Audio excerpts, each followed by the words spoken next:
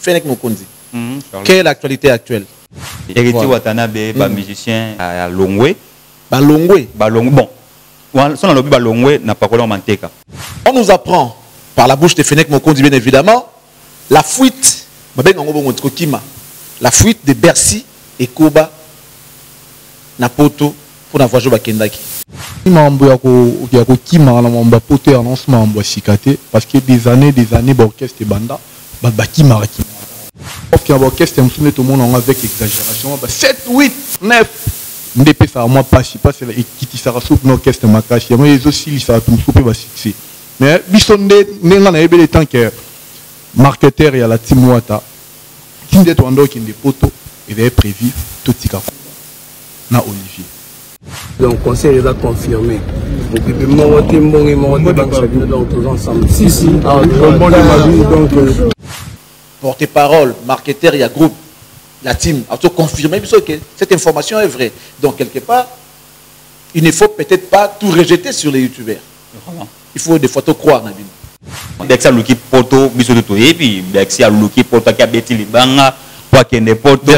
déjà poto. Mais poto on est arrivé poto héritier.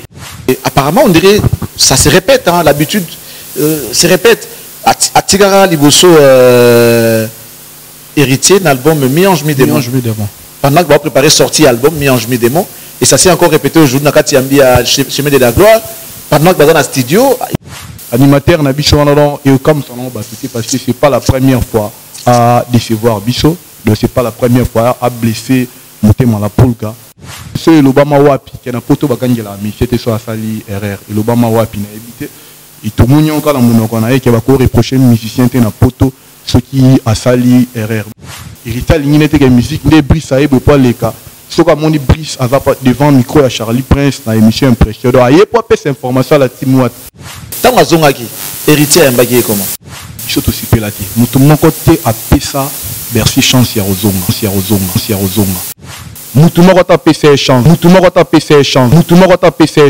Mais na rota la musique a repassé au fin la nyo saloba ando fin la plus patron. Parce que moutango yemo ba fin héritier Wata.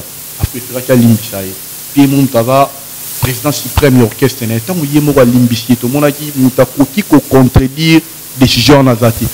Tu sais qui maintenant que pas trop pesa ki biso chance à voter Comment tu vois la carrière de Bercy au fait? Bercy moi na aza na maturité musicale aiba que l'oroni azulukate. Bercy a bonté. Bercy le roi de la forêt a payé tant ouera a monara Bercy na chaleur nzorande chaleur ils allaient rater.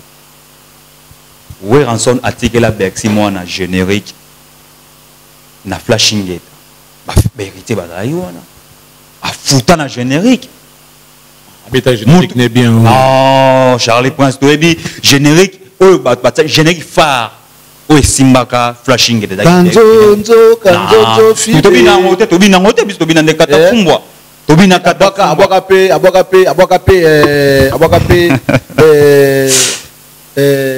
Kanzonda oya nini tako ko kangate esimbate ezaki bien bon peut-être ezaki na moto te po esimbate bon alobaka eleki kilo hein.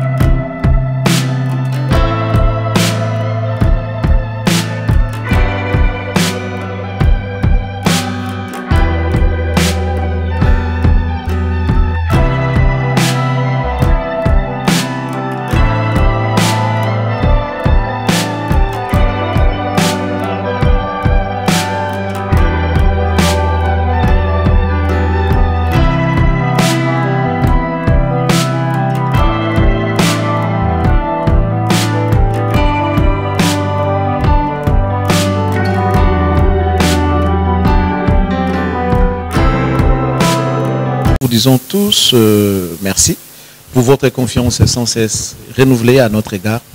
En tout cas, c'est un réel plaisir de vous retrouver encore une fois dans cette émission Impression pour vous tenir compagnie. Question de parler actualité, question de parler de tout ce qui se passe sur la toile. Bien évidemment,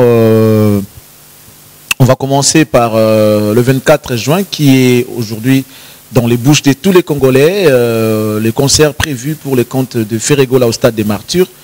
On va en parler, on en parlera tout à l'heure avec mes amis qui sont sur ces plateaux. On parlera de ces voyages de Héritier Watanabe en Europe qui aussi commencent à parler déjà dans les bouches des gens, de la communauté. On va également parler de, en tout cas, beaucoup de sujets, mais bon. D'abord, dans un premier instant, on va parler des concerts de Ferregola du Stade des Martyrs. Ensuite, on parle de son groupe. On apprend, il y a des départs. Voilà pourquoi, raison pour laquelle on a invité sur ces plateaux l'un des émissaires de Héritier Watanabe, qui est M. Brice, porte-parole du groupe, pour éclairer les lanternes des gens concernant les soi-disant, parce que jusque-là, il n'y a pas encore de précision, parce que les groupes se trouvent encore au niveau de l'Europe, et il va nous préciser si réellement il y a eu des départs. Bon. On a également invité notre ami Fenek Mokondi, qui est en tout cas toujours dans les fièvres de l'actualité. Il va nous parler, dans la fièvre de l'actualité, je veux dire, il va nous parler de ce qui se passe sur la toile. On va analyser avec vous. Chers amis, bonsoir et bienvenue.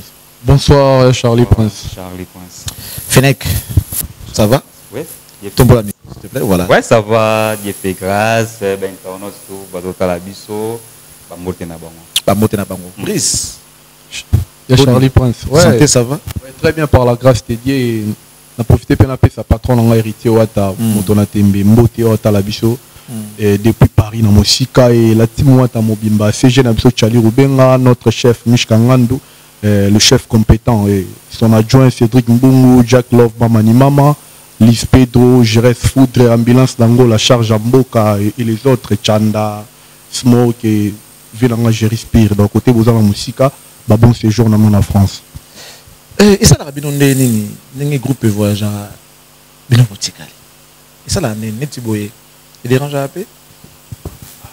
Il dérange à peine, et tant que Yébara qui est mon amtana tanae, et le gouvernement est consolant.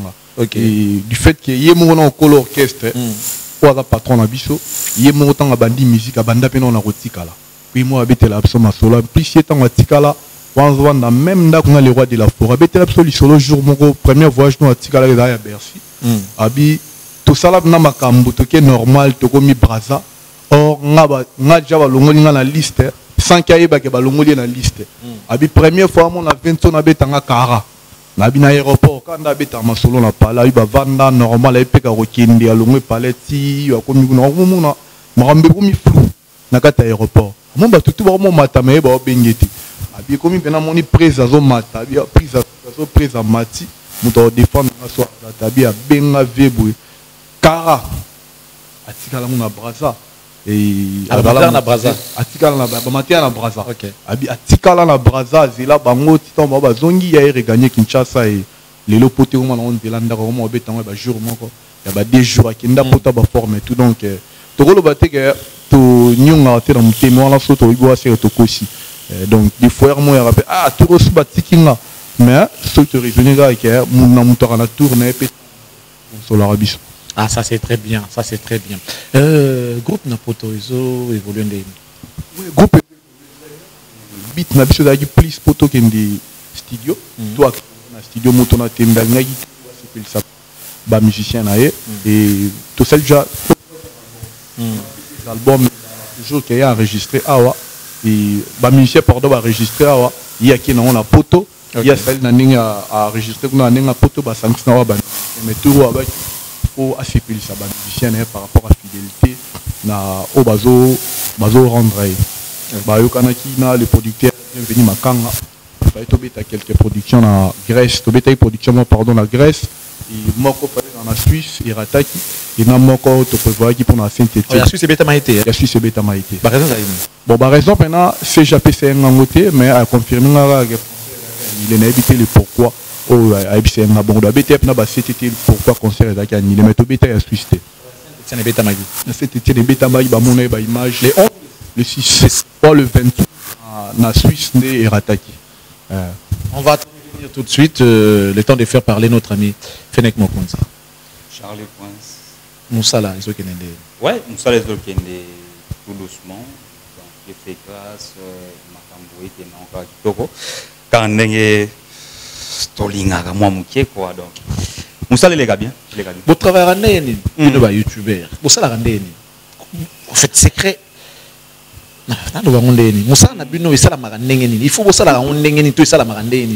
Il faut chaque jour sortir, aller tourner des émissions. C'est quoi en fait Moussa sur internet, c'est ça Moussa Soda.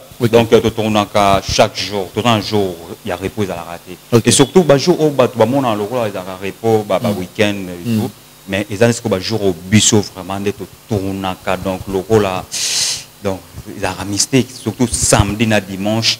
Tu peux m'arrêter, il faut qu'on ait des interviews, il faut qu'on ait des informations, qu'on ait une chaîne et tout. Donc, pour ça là toujours, tout bataille la biso, c'était là, parler et tout. Donc, et surtout biso, chef Fenek Mokonzi, tu as la casquette moroté, biso la casquette belle, même temps tu as journaliste, en même temps qu'on ait une caméra, en même temps, dans montage et tout. Donc, tu tournes vraiment, donc tu peux m'arrêter.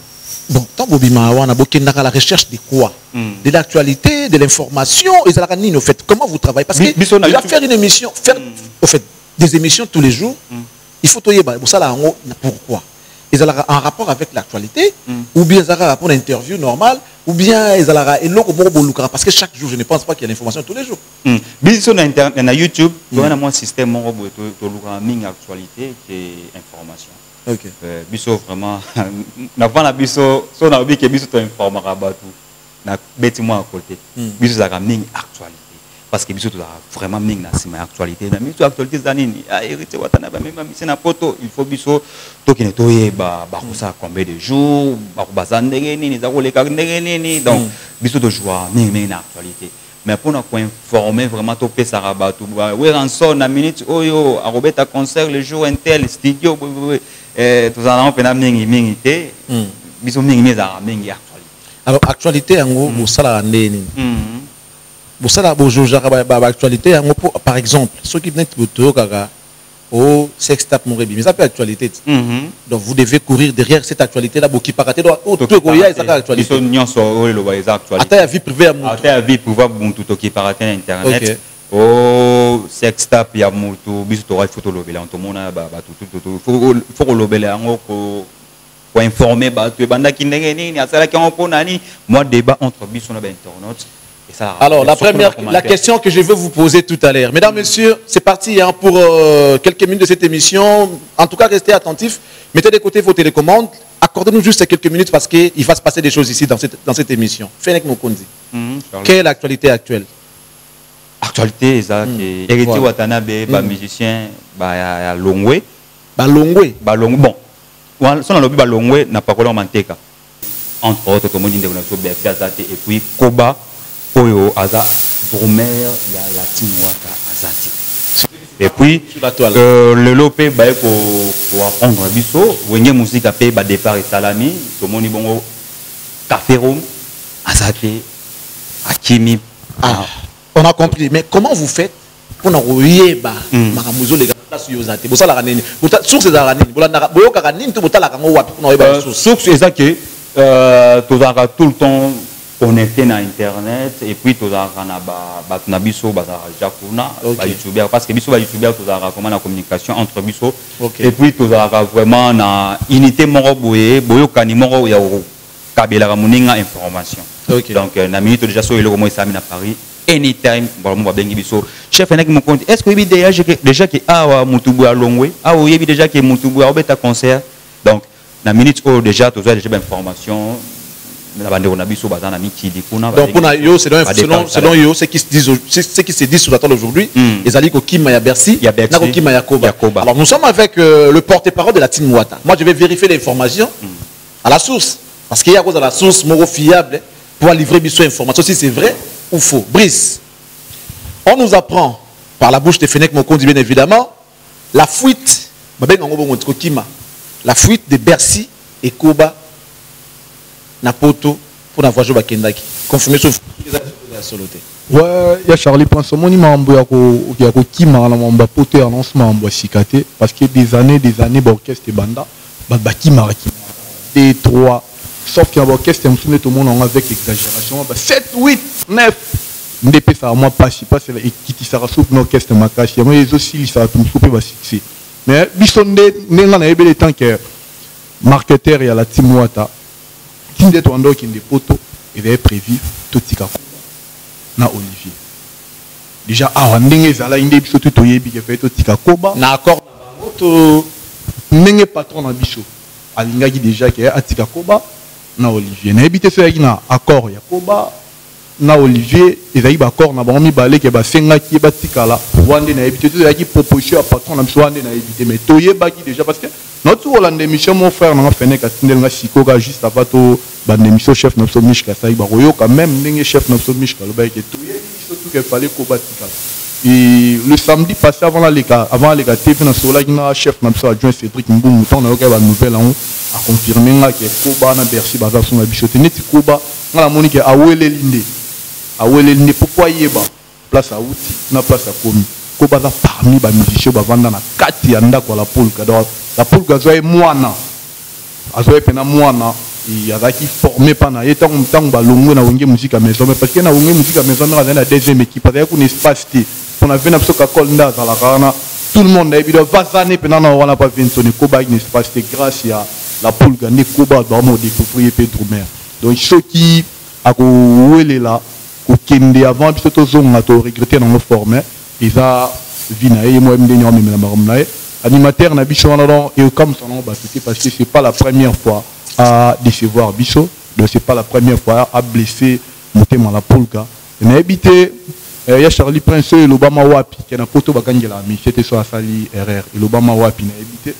et tout le monde quand on a qui va reprocher musicien na poto ce qui a sali erreur biso il y a Charlie Prince obetandou lelo héritage ni musique à polémique héritage ni n'était que musique des Brice à ebe pas les cas ce que mon Brice devant micro à Charlie Prince dans émission impression donc aye pas cette information à la Timwat a été pour na attaquer Ferrigola a été pour na attaquer artiste donc musique de moment la musique intelligente la musique du futur et la musique ya kolobé la plus makam na biso ya kolobé la plus ba produit na biso ya koleka telete pour na ko attaquer mamba pe na la Timwat ba yeba ke charge amboka ya ambulance nangola charge mon topé sa charge et la ambulance nangola donc on na kolobaka ke ba nzela malamu na 2 personnes na biso na bazali na biso kuna ba décider ba kende na bango avant kozonga orchestre d'ailleurs lobby que Olivier apparemment a un groupe exact pena bon mais na habité poche na za kuna sur place na habité kuna ba réalité écouter la sur place to osenga azonga parce que ozonga na biso après sortir album toi na stade peut-être pe monter na timba roza suna posa ni vada to kitana to papola sous stade après wana to qui sous pays moi munene mais c'est japexenga na emsu ako ki tiki wana po ils dans le continent mususu donc on a évité neni ba so ila na moto na timbe kuna tu esenga ba tiki pourquoi faut batika Olivier alors kaza na makasa ko beta musique qu'est-ce qui ne va pas et loko ni omoni oza d'une habituel par rapport à carrière ya Olivier au faut botika bon ils a qui proposition et mon patron atala que Olivier da lelo za travailler na kata la team mais lobby les gars des collègues ils avaient comme récompense patron na monsieur Ritio atanga sala que banda na biso ayi toujours banda Olivier da pa na salama ba demi pe pa makasio ningi so orchestre so patron na biso ayi l'autre c'était Olivier na mon pépé na ina comme OK turu na tigana ngayo o sa pe wa makamna yo Fenech Mokonzi apparemment information na yo est vrai. Donc ça veut dire qu'on doit aussi quelque part faire confiance dans les youtubeurs parce qu'apparemment vous avez un tabou et que les youtubeurs après ça information où ils ont peut-être vérité parce qu'en réalité notre travail consiste à récolter, traiter, ensuite diffuser. On dirait les youtubeurs amènent des informations brutes dans la télé, nengo logo télé yango, nengo goyo personne na télé, ce qui n'est pas bien selon la déontologie et ils ont rapidement la fiabilité mingité. Mais en écoutant ce que tu as dit tout à l'heure que Bercy na Koba Kimi porte-parole, marketeur, il y a groupe, la team, a tout confirmé que cette information est vraie. Donc quelque part, il ne faut peut-être pas tout rejeter sur les youtubeurs. Il faut des fois tout croire, Nabil. vraiment. Moussa Biso Salara, le loyo baza informé na ba téléphone, au moins on a vu na téléphone nae nanzela na mutuka azu moment information. Le loyo biso ba youtubeur, il faut vraiment ba classer biso parmi ba tsara biso à côté télé londe baloba ke to sara Moussa malamu te biso ba youtubeur to zalaka information kaka ndenge ezaleli kaka ndenge ezapeka il faut ça là bon par rapport à vitesse à monde. Par rapport à vitesse, sa technologie, pour avancer. Ça, ça c'est très bien. Est-ce que tu as eu le temps, parce que tout à l'heure, tu as dit lien, il y a émission Mishka, selon va dire, tu as eu le temps de sous cette émission. Quels a été les mots, il y a Mishka Loba qui ont retenir en rapport avec le départ, Wana, tout ça. Pourquoi Bercy Akei? Total émission à Mishka Ngandoza, chef, il y a la team Wata, a expliqué tant que chef. Premièrement, ils ont émission Oyo, Bercy Sala qui est un confrère Nabiso. Il y a un moment qui ba makambo belé na kati ya la team Wata. Total que ba dire on a besoin de baki pour na président Ferré et puis nande on a besoin Rebo. On a yoki chef Mishka Lobiango. Total que émission à Bercy. Émission il y a Bercy total qui yango nenga salaki à Lobi Boy. Aki na président Ferré, magambo elekaki, magambo asalaka wana ou akotaka prison, Ferré a abandonné kaye, alaki la Ferré mabe, Ferré gola akotika la kosala sous succès na ba générique na nyonso. Donc Ferré gola akotika ko bete sous générique et ça la succès. Pe ayeko ya bien que Bizorbi ezali déjà ça la succès. Yango ngai pe na mitunaki, le loto mona Bizorbi oyo eza Ferré moko abwaki parce que Bercy tanga lobaki alobela ba animateur Ferré gola te. Alors, faire rigolo à outika ko ça générique et quand até na mokili oyo tia okufa. Ba dire wana isala ki président héritier Watanabe passe. Pe ayeko lobali susu boye. Ayeko yepande na biso Rebo oyo aza innocente, ayebi na ba guerre na biso ya musique té, ayebi na ba guerre internet té. Azala ki pe na problème nande na biso Bercy té. Mais le fait que ndeko na biso wana Bercy asaka clip na Melissa tu évites ce qui Melissa bazakana rando na Rebo. Donc Bercy muto apprendre biso le jour émission wana akomisa ki ndeko na biso Melissa akitisa ki Rebo. Alobi alobi Rebo Melissa leki Rebo na kitoko aleki na taille aleki na oyema.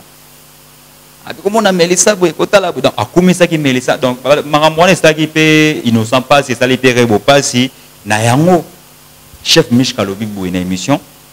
Alobi et président héritier Watanabe et ça là qui est passé avec Obenga Bercy. Comment pour les canaux TV au Keneko la moussa ba guerre moussa a benga na téléphone tout bazaki na face.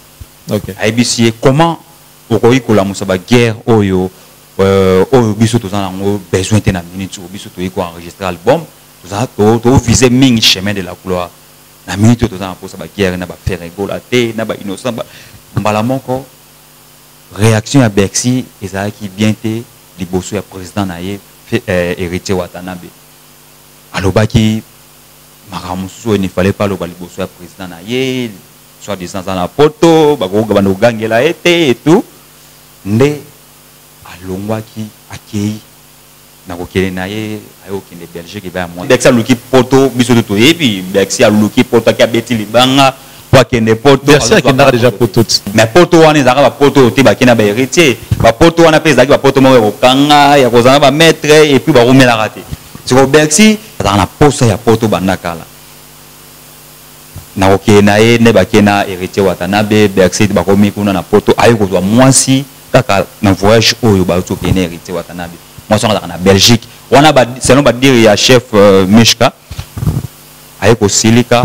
bala moko ayo ke ne pas moi wana donc ba ndiko benga ay téléphone azo yamba te ba obenge ayo c'est la smoke voice smoke na Belgique na Hollande bino après et tout donc et lui ko la déjà que na ba séance belé ya studio à mon anité des séances ba moni azo ya te et tout ba bon Bercy et bien au lac qui va foutre bimiki akimi donc l'ambiance il y a retour à Bercy l'orchestre bon c'est pas là on est boyamba on est en tout cas parce qu'après il s'est passé des choses vous allez vous souvenir de l'histoire de la musique repassée la musique chiffonnée tout ça bah va dire naïe pendant que dans la team T.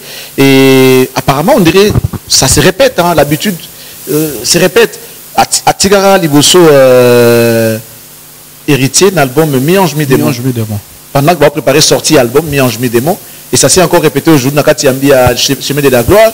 Pendant que dans le studio, il était aussi important parce que moi, on a bougé mais a préféré à Kende. Tant que héritier comment? En tout cas, on va vrai.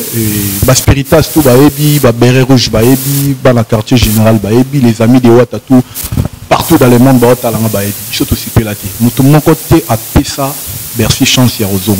Et toi, il y a un animateur moi déjà il y a un orchestre, na ko tant na communauté le quoi côté il na protéger communauté à Ouattatu orchestre mon quelque part.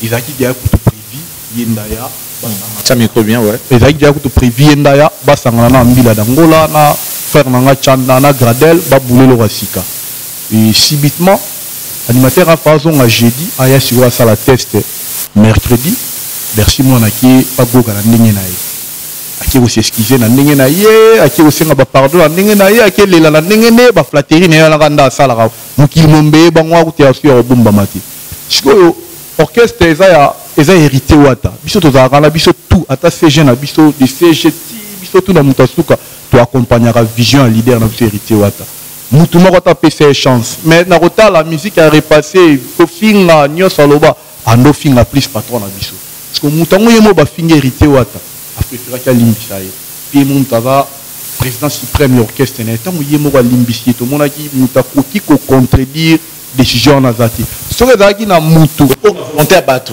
ce que zaki maintenant que patron pesa ki biso que chance ya ko voter amazo chance te bandana na chef na biso mishka avec content na ngote mais totali que nenge patron na biso nzamba salela ye azala mutema ya kolimbisa koleka même ba chrétien ba pratikaka o ba kenda église chaque dimanche parce qu'il est pas da chrétien mais koleka même ba totala au Bercy aloba totala ndenge Bercy ignora total la peau et ça l'on va expliquer les lotis de baby histoire à prison baby tout il y a un côté to golo balelo na o azong ciel parce que il y a Charlie Prince golo belo moment ni bisonné to en orchestre on a rapnaga rap sili même sous chef Mishkayaka je logo kabola ba musicien moi merci yo to landana au monde avec ni chef d'orchestre ni disciplinaire avec une fonction monter dans orchestre au moment la rap pené vidéo yo to landana to ke no na ba tête moment la biso batiki transport pas chef Mishka to kaboli ndambu biso moi chef Mishka moi tiki na biso moto a même pas chef d'orchestre parce que imaginez au passé soirée mon tête boye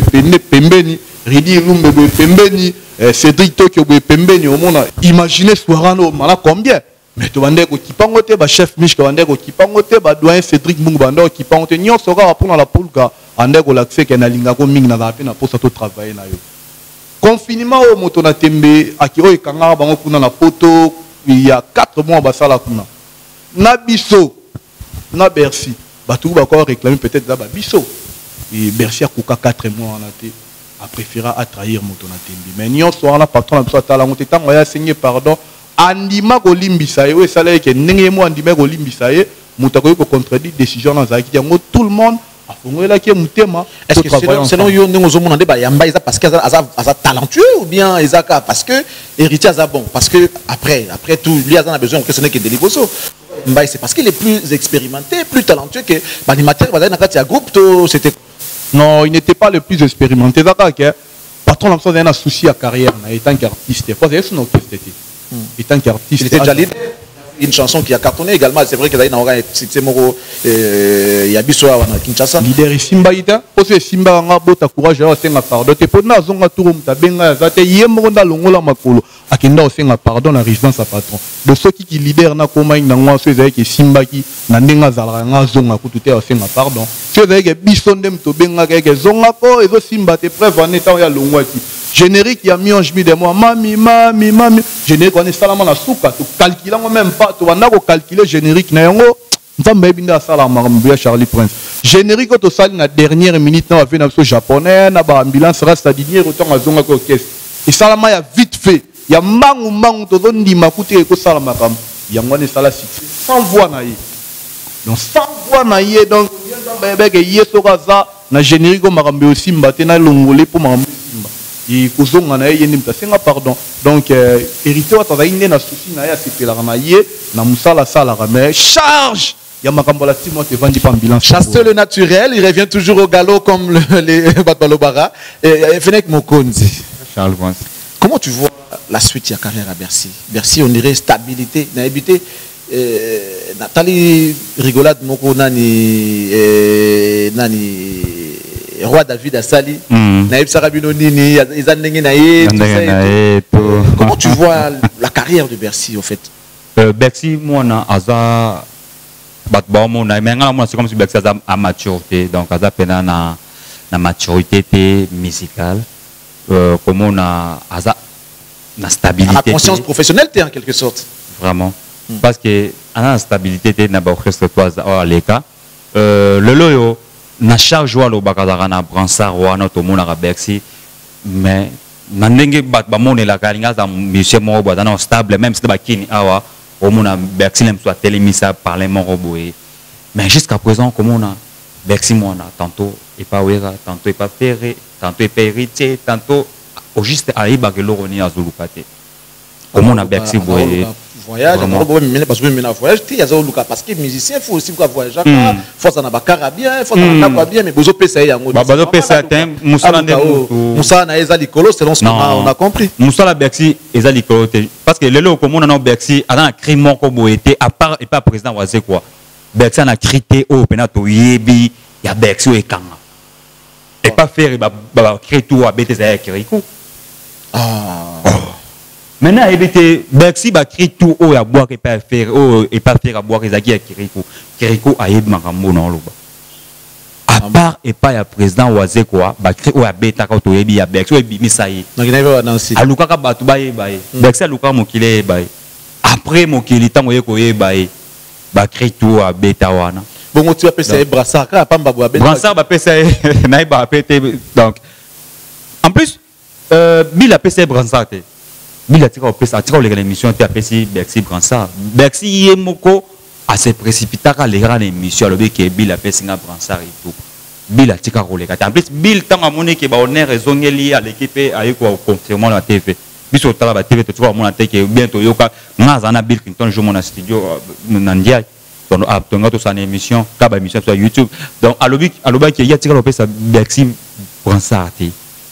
Bercy, mon gars, c'est précipité qui a l'équipe émission. À l'objet, on est encore. Prévenez Bercy, moi, bah, générique qui tout à bêta. Bercy a bonté. Bercy, le roi de la forêt, a payé. C'est un où à mon arabe, Bercy n'a chaleur. Nous avons des chaleur, ils allaient rater. Où est rançon article la Bercy, moi, na générique.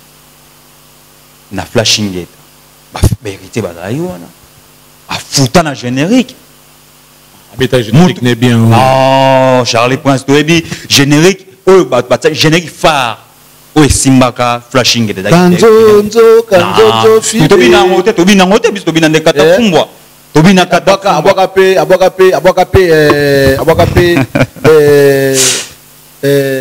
Kanzonda oya nini takutoko kangate esimbate ezaki bien bon peut-être ezaki na moto te po esimbate bon alobaka eleki kilo non motasko moto bapesa ki charge ya générique esimbate parce que akoka charge tango no eleki kilo parce que yende moto faka bilisa bato mais le roi de la forêt moto okoto bapesa ki charge te le gars kilo te et au mona lobeso abeta kata fumba lelo ti lelo kata fumba beta ti lelo donc toi tu veux dire que Bercy n'est pas bon asa bonté Bercy a bonté de même avis que ba grimace naie bato banga ba grimace naie de même avis que Fenech charge mboka zali kolo makasi ambulance charge mboka Bercy charge mboka netinga na contacté parmi mais abeta générique Simba flashing état non flashing état et Simba flashing état mutué tokobeta bango mitoué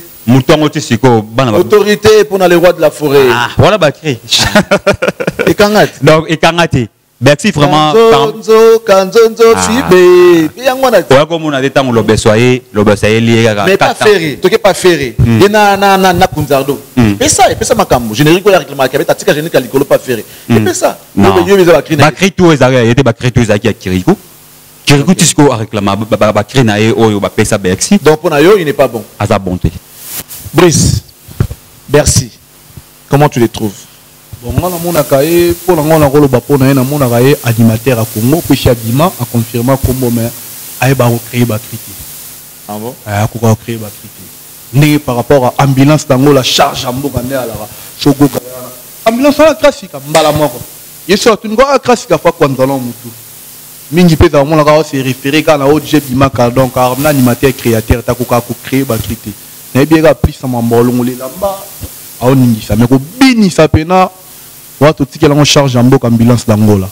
De base il a chemin. Donc pour yo selon yo na la team ambulance ndé mais pourquoi ceux qui gars ambulance pas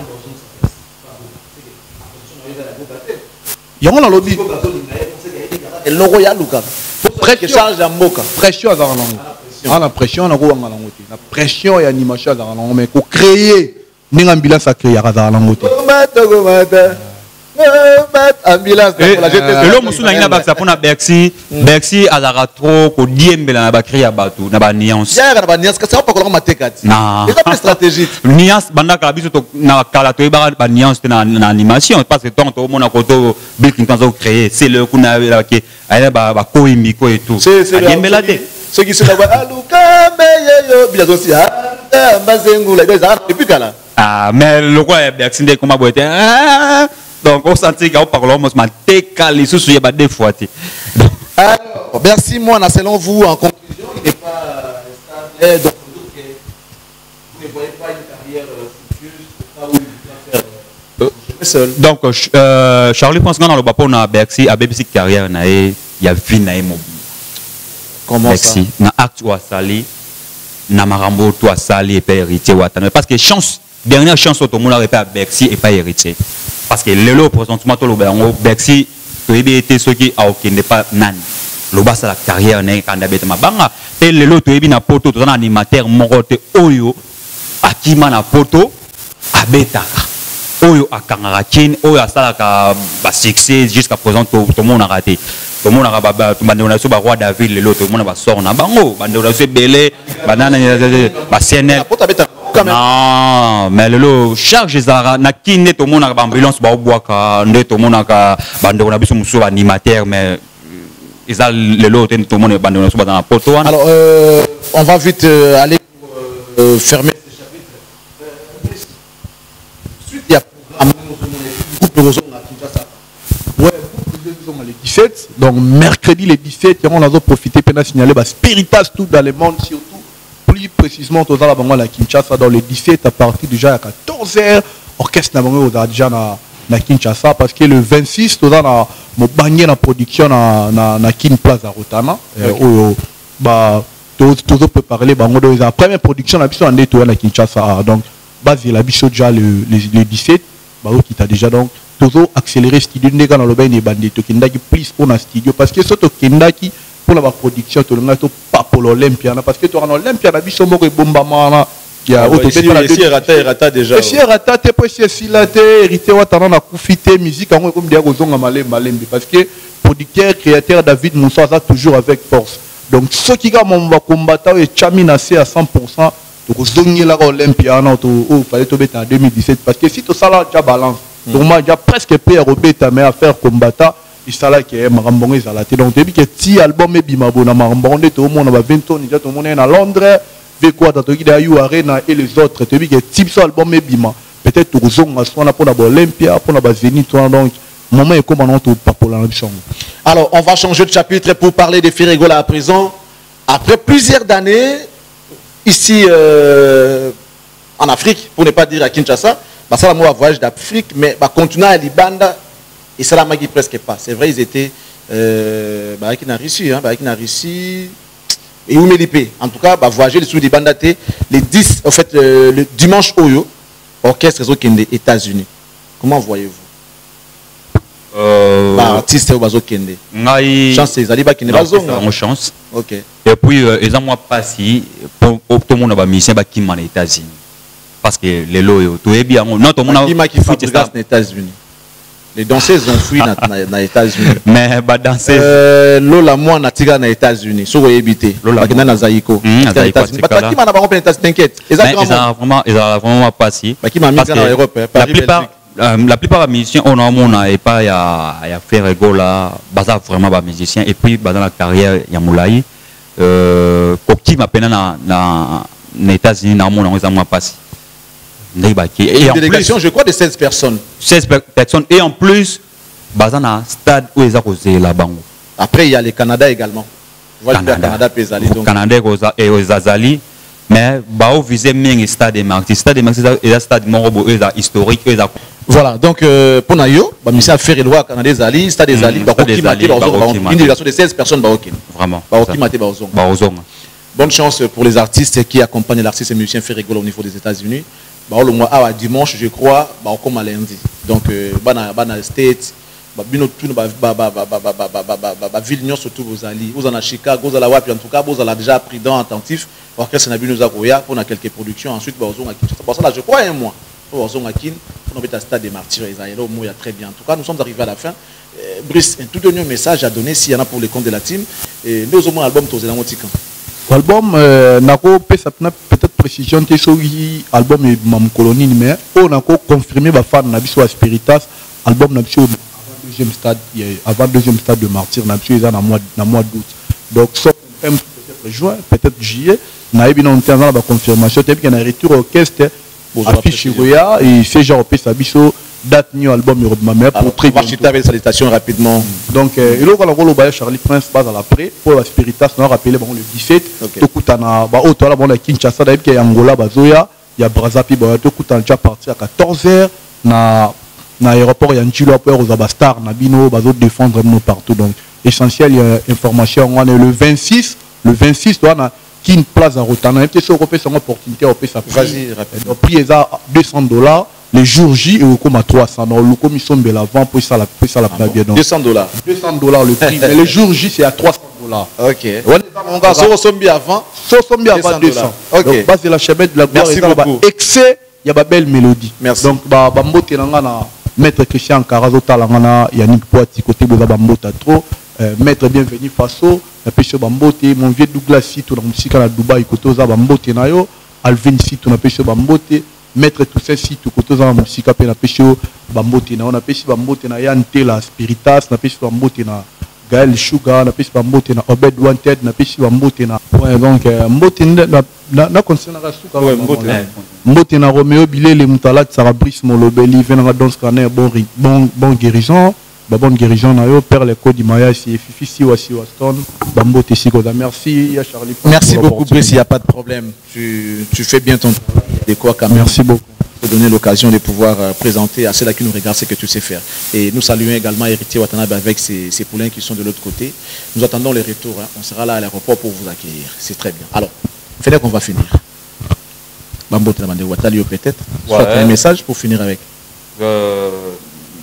Bambote nanga na baitu botali biso un grand merci à l'inspecteur Miguel Mbongo de Salon Interstar Gaulois azabongo aipsena chef avec mon conseiller pour na concert il y a Ferrego la stade des Martyrs il y a la côté trop ya ferré donc un grand merci à Nancibis depuis Belgique na fait Bambote et puis inspecteur na fait comité clé d'Hollande Papa Willy Classe et la différence les chanceliers d'Amsterdam et puis na baitu bozuiton ya rota la biso moment éclaté tempo na moni bongo na Turquie pe na PC ABM production à rota la biso et puis falon na mama aussi baitu bolina sala na chef nek mokonzi ceux qui na lo barmabe commentaires vraiment voilà et puis ceux qui na lu malamu. Merci beaucoup. Je crois qu'on va finir, mais avant cela, laissez-nous quand même remercier ceux-là qui nous soutiennent. Nous commençons par le sponsor légal, le sponsor de Charlie Prince, Monsieur Toussaint, les citoyens du monde, les patrons de M4 Commercial, Nakatia Istanbul, ils sont là partout, ils sont à Dubaï, ils sont à Kin, ils sont à Angola. Donc, sur le niveau, on est comme on attend mon record, agence Zaka Moko, M4 Commercial. Pendant ce temps, les citoyens du monde sont en train de sillonner le monde. À l'aéroport, c'est la tour d'Europe, après on a Angola. Pour inaugurer Angola. Merci beaucoup à monsieur Toussaint, les patrons de M4. Un grand merci également à mon ami Bobo Batombo, mon thème à l'ami Bekantoy. Merci beaucoup madame Nabiso, l'ami Bekantoy. Tu peux se bambote belé ou moi si Nabiso, maman bana Nabiso, moi si y a Bobo Batombo qui est mon ami depuis Angleterre. Merci. Merci également toujours en Angleterre à mon ami Aimé Bidocha.